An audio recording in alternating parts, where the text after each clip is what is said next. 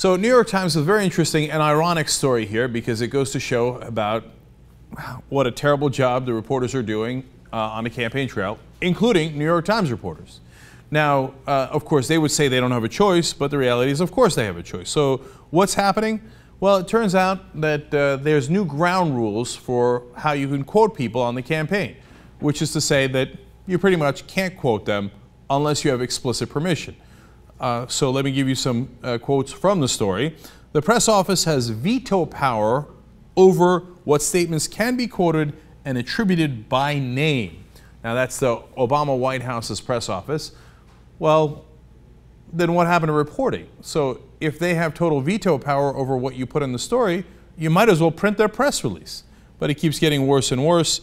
They say from Capitol Hill to the Treasury Department, interviews granted only with, quote, approval have become the default position, meaning that that is what is assumed going forward, that you cannot quote anybody.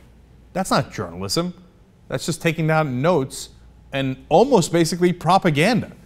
Okay, so it's not just the White House either. To give you a sense, first of all, though, of the people playing by these rules, organizations like Bloomberg, Washington Post, Vanity Fair, Reuters, New York Times have all consented to interviews under such terms.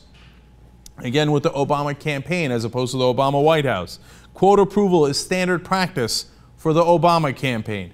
Remember, these are supposed to be reporters who are supposed to be dogged. Oh, they're pursuing the campaigns. Oh, it's so tough for running for president now because these guys are, you know, they'll really rip you apart.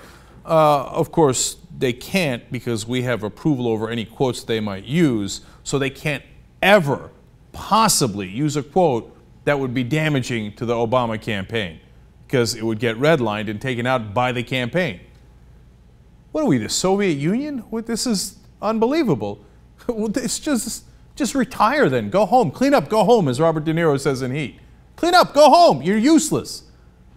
This is what the Soviet Union used to do. Our official press release is this. Oh, okay, great. Thanks. That's really informative. And then, of course, it also is the Romney campaign. The Romney campaign insists that journalists interviewing any of Mitt Romney's 5 sons agree to use only quotations that are approved by the press office. Then why am I bothering interviewing them? Why don't you just give me a press release of what they theoretically said? Continuing. And Romney advisors almost always require that reporters ask them for the green light on anything from a conversation that they would like to include in an article. So, you want to include anything in an article, you got to run it by Romney's team. Okay, now all this is horrible and shows you that there's almost no reporting from the campaigns at all, any real reporting. Just taking down whatever they want you to take down means that you became their PR people, not their reporters. You're not their watchdogs, you're their lapdogs. But it gets even worse. Now, the Obama White House has invented a new term. Now, when you did background briefings, that meant, hey, listen, you can't quote the people officially. Now, I don't know whether they should have ever agreed to that under any circumstances at any point, right? But they have. Now, there is something they call deep background briefing. So what is that? Well, reporters are forbidden to put anything in quotation marks or identify the speakers.